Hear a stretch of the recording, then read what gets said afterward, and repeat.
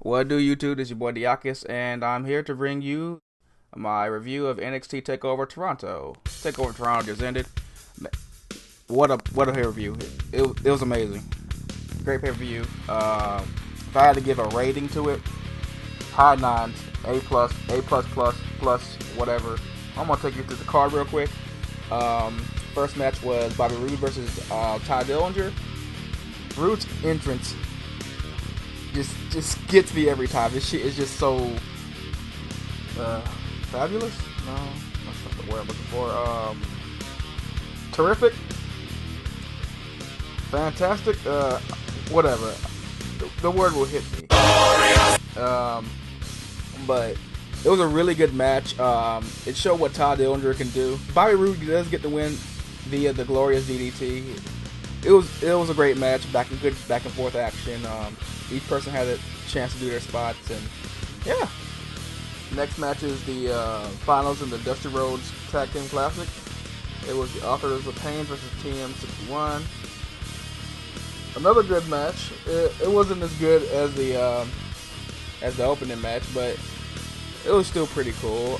Good spot I saw was when one of the Authors of Pain, I think it was Razor, he started climbing up the little support that Paul Ellering was in, and then I think Shane Thorne got loose, and then he dove off the support onto both of the Authors of Pain, which is a pretty cool move.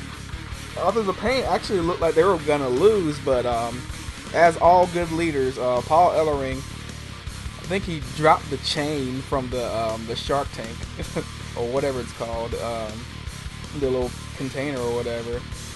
I think one of the Authors of Pain swung and the chain just went flying. I mean, it was funny. Then I believe, I forgot who took the fall, but the Authors of Pain hit the final chapter, and they win the Dusty Rhodes Classic.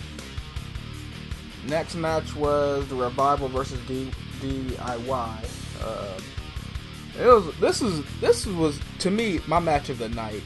Johnny Gargano and Tommaso Ciampa and Scott Dawson and whatever the hell the other guy's name is. They put on a really good show. A lot of close finishes, a lot of false finishes, a lot of close falls or whatever. I'll take you through the falls real quick. First fall was the Revival.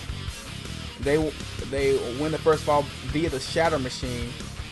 One of the members of the Revival caught Johnny Gargano doing the slingshot spear, and he countered it into the Shatter Machine, which is pretty sweet. Second fall was DIY hitting a super kick knee combo on the guy with the Lemmy beard mustache thing. The third fall, and your new tag team champions, DIY, they win via double submission. The funniest thing about this match was right at the end when they were when Tommaso Ciampa had one of the guys in the armbar, and Johnny Gargano had the other guy in like the Batista bite or the rings, modified rings of Saturn, and they were trying to make each other not tap. It's like, don't tap, don't tap, don't tap. And they end up tapping. That shit was funny. Oh man, but that was a really good match. I would say match of the year candidate. It was a really good match. Next match was Asuka versus Mickie James. This was the sleeper of the night. I didn't think this match was going to be good. I thought Mickie James, would be out of it ever since that incident with James Storm in the train. That show we don't talk about on Real Wrestling, but whatever. Mickie James showed her ass on this one. No, not literally, but she. I saw a Muda lock, a single leg crab. She did the Nikki Arana. We almost saw a Mick DDT. We did see a Mick kick. Oh man, she actually made Asuka look like she was vulnerable, because Asuka's been marching around here like she's pretty much invincible. She's bulletproof or whatever, and she's really starting to show it. She's really slowly starting to turn the page of heel. No pun intended. But Yeah, this one hands down was Asuka's biggest challenge to date. Even bigger than a Nia Jax. No offense to Nia. But Asuka finally does win via the Asuka lock. Looked like she couldn't lock in the legs, but Mickey still tapped out. And at the end of the match, Mickey tried to show some respect. Offer her hand in respect, and Asuka just raises her title. So, yeah, Asuka is definitely turning heel. It looks like, or she just getting to the point where her ego is so inflated. Someone's gonna have to rise up and take her down.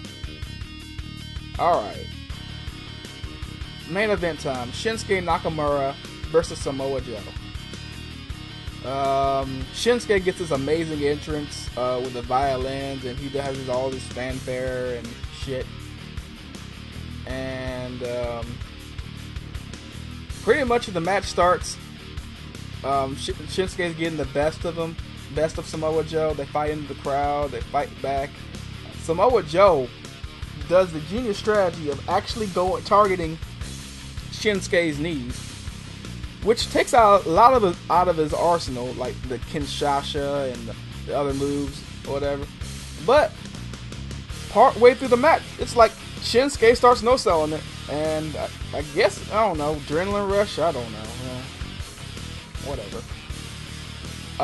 When the match really breaks down is when Shinsuke hits a Kinshasa to Joe, and Joe tumbles outside the ring. Shinsuke looks to finish him off. Shinsuke pushes the ref out the way.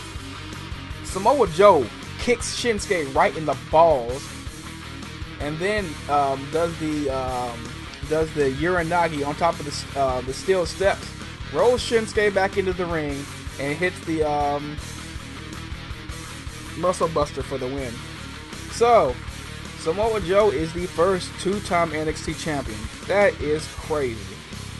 Hell, that throws my damn Survivor Series thing out the window. Whatever. Man can damn dream, right? And that's Dieakas' review of Takeover Toronto. Stay tuned for the review of Survivor Series coming sometime tomorrow night, and Real Wrestling hopefully coming Wednesday of next week. Alright, y'all take it easy. Peace.